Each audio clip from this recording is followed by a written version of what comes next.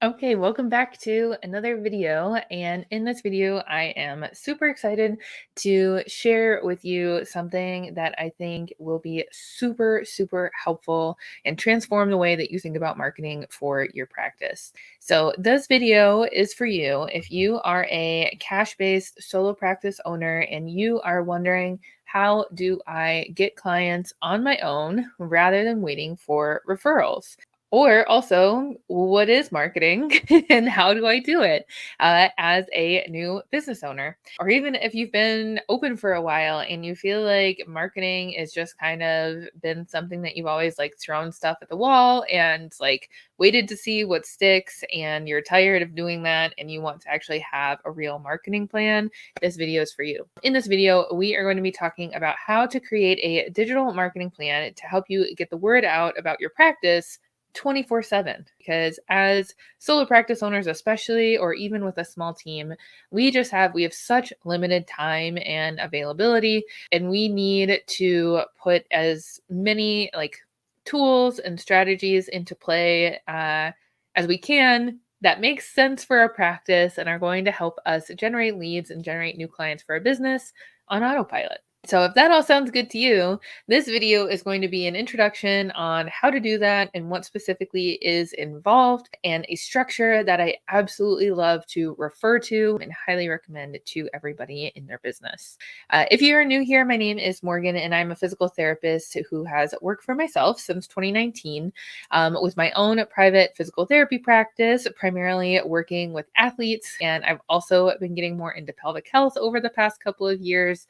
I have worked with clients online, in person, at gyms, at my home gym, and done mobile services. So a little bit of everything. And I help other physical therapists and healthcare providers just like myself learn how to see their own private clients and work for themselves full time so that they can leave the clinic life behind. If you are wanting to start or grow your solo practice and you are looking for help and guidance and how to do it so you can just fill your caseload and transition to working for yourself as quickly as possible, definitely check out the resources that I have at morganmeese.com.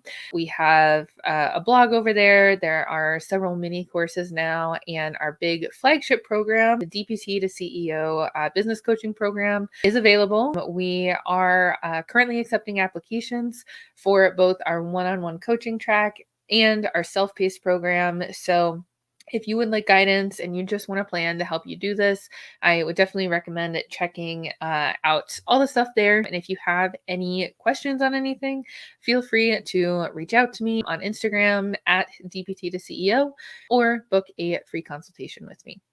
In this video, we are going to start off with two different myths that I hear, or just kind of like limiting thoughts and beliefs that I hear from newer practice owners, and talk a little bit more about those before we get into our structure.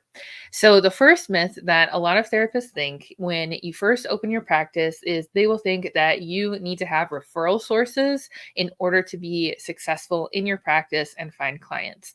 They think that you have to rely on other providers, whether it is physicians or other healthcare providers, that you have to rely on other practices to send you patients in order to have a caseload yourself. And I firmly believe that you are your own best referral source. You cannot control the referrals that come to you, as great as they are. It's amazing to get word of mouth referrals from other providers and from previous patients. You don't have a lot of control over it. And so when it comes to creating your own marketing strategy, you're going to be your own best referral source.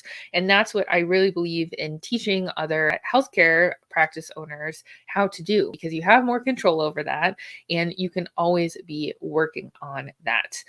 And this all starts with having a comprehensive marketing plan and understanding what you're doing when and why. And we're going to get into the specifics of that. Second myth that does come up is that digital marketing consists of running Facebook ads and Instagram ads and making a website and then hoping for the best. Lots of people jump into advertising without having a firm offer and without really like understanding what their business has as far as services go and as far as solutions that they offer to their audience. And this is crucial in order to run good advertising.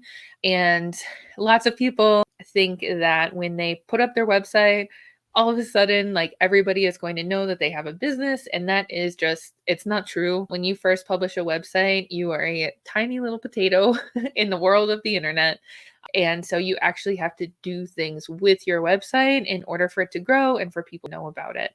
And a comprehensive digital marketing strategy and plan is going to consist of different aspects that are running constantly and consistently for your practice. And it's comprised of multiple different parts with different stages and different levels, depending on where and when people are finding you. So, we are going to talk through, like I said, my favorite structure of how to put together a comprehensive marketing plan.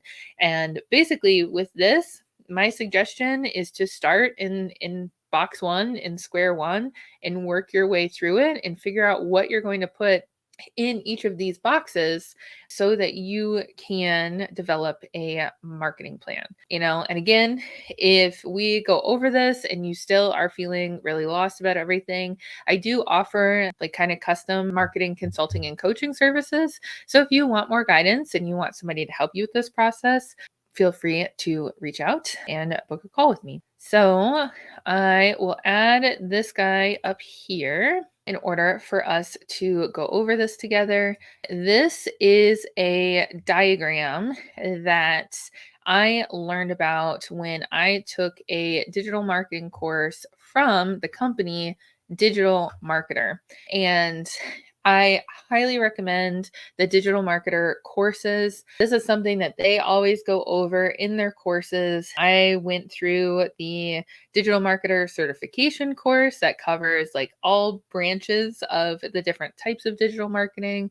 I also went through their SEO course.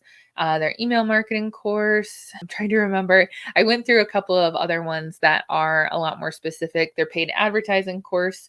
So if you want more help with these things and you're really good about like being self-guided and taking courses, I loved it, and it was always super helpful. So I'll leave links to the digital marketer course down below for you to check out. And this is not like an affiliate or a sponsorship or anything. I just love the courses and I learned a lot.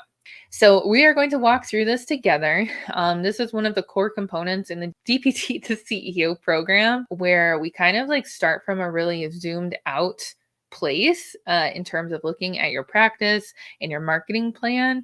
And we just start to plug things into these different boxes here. And that is how you build out a comprehensive marketing strategy. It does take time, it takes effort, it takes consistency and dedication. But what I love about this is that it makes the entire marketing process so much more tangible than not really having any kind of structure to work with. So let's walk our way through this.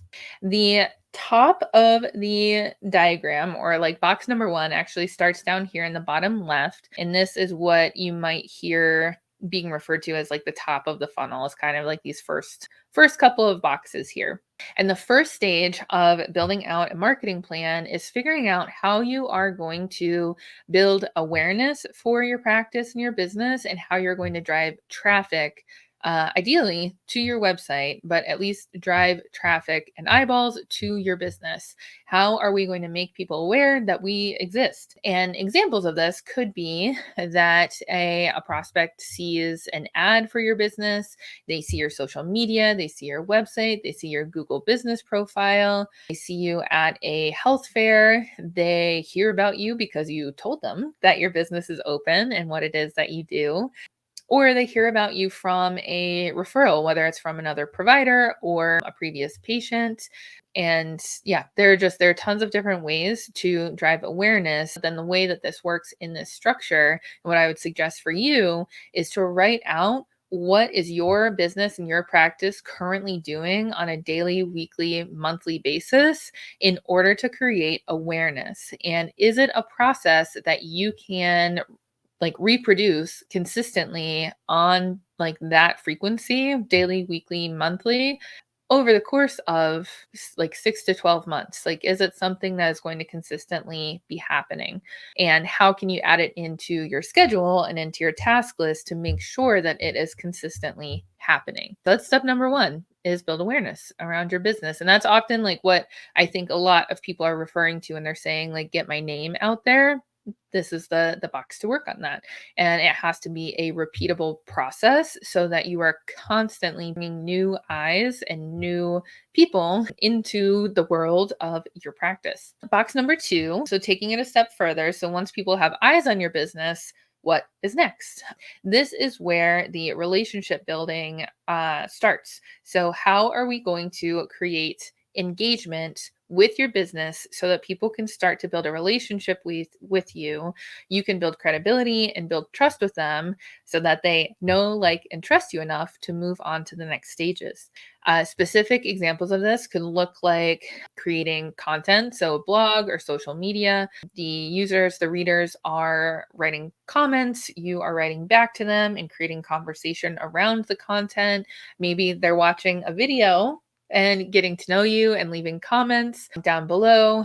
Maybe you are creating opportunities for people to send you emails, send you messages. How are we going to start to talk to the people in our audience on again, a regular basis, daily, weekly, monthly, to start to build relationships through engagement? And then box number three here is subscription. So once we have engagement, your prospects might start to trust you enough to provide you with their contact information so that you can continue the conversation and continue to build the relationship. And so the subscription stage is where a prospect will opt in to receive some kind of gated content. So this could be some kind of a lead magnet, some kind of a download on your website, video training, a free course, even like a low ticket course or a low ticket offer, some kind of like tiny opt in where maybe they aren't investing fully in whatever service you have to offer, but something small where they're just kind of like dipping their toes in and testing things out in order to move forward. But they typically will provide you with their email address and they will get added to your email list. Your business 100% absolutely needs an email list. We see a ton of social media, of course, all of the time. And the thing about an email list is, even though I think sometimes it can be a little bit underrated, your email list is something you will always own, you will always have access to. Social media, like we've seen in the previous like 5 years or so, can be like a little bit fickle. Things change, the algorithms change. Facebook and Instagram can go down for hours on end. And if you are solely relying on the audience that you have built on social media, if those platforms just all of a sudden one day decide to come down offline, you won't have access to that audience that you've worked really hard to build. But if you're simultaneously building an email list, you will always be able to communicate with people. And the other thing about email that's great, that it has an advantage over social media, is when you post on social media, not every single person in your audience is going to see that post. Versus with email, it's the only way that you can reach out individually to every single person in your audience. And, on top of that, some people get into SMS text message automations and marketing as well. But at the very basics, we have to have an email list so that people can opt in order to hear from you. And then the fourth stage here is conversion. And as you can see, we're getting towards like the middle of the funnel. So people are trusting you more, they're liking you more, they're wanting to engage with you more. And this is when, in the conversion stage, people either make a small purchase, so kind of what I was talking about with the subscription as well, or they schedule a consultation with you. Maybe they sign up for a webinar or an event that you have going on, but they're taking another step forward in their relationship with you and converting. And maybe after that initial conversion, in whatever way they, continue to step forward with you, we can create excitement and create a process from that initial conversion stage in order to continue to push your prospects down the pipeline towards like booking an evaluation with you, or purchasing a plan of care from you, or buying fitness coaching from you, or health coaching, whatever your main offer is. And then that's when we get into the bottom of the funnel, where the customer does purchase the core offer. And that's not the end. So keep this in mind. So, like, the goal is not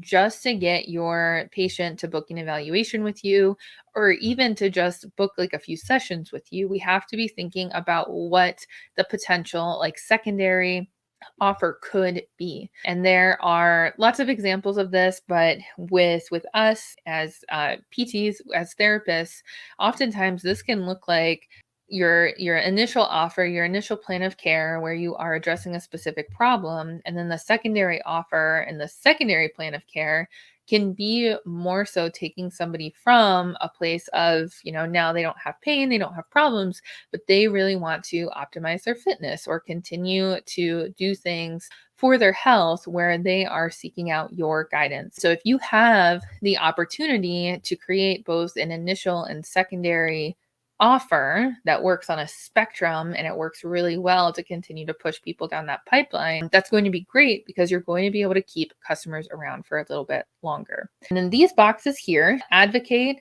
and promote.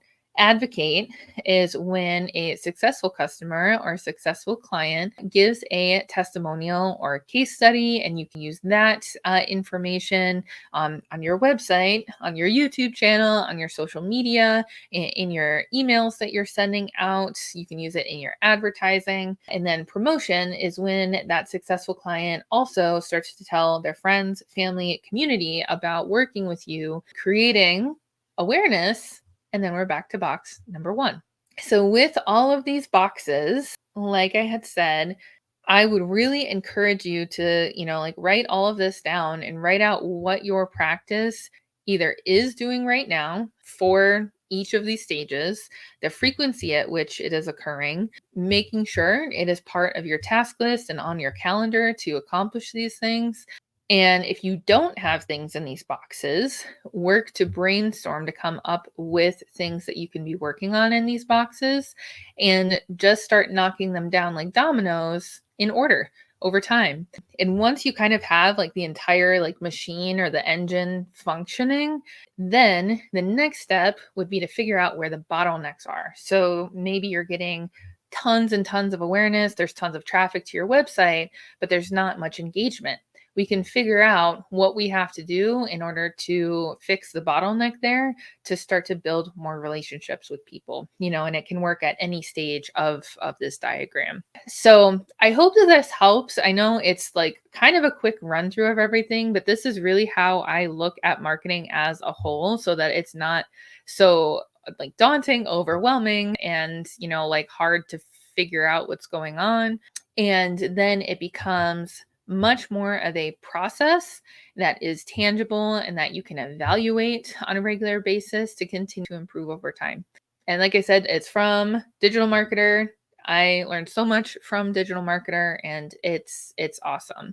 And so in this video, like we're just covering kind of like the basics here and the structure. And then my plan is to kind of break down each of these boxes and go over them a little bit more. So I hope that this has been helpful. Let me know what questions you have in the comments down below. Remember, like there's so many different things that you can do for marketing, but I want you to just always kind of come back to this structure to ground you and, figure out what you're doing in each of these stages and then evaluate on top of it. Is it working? Is it not working? And you can go from there.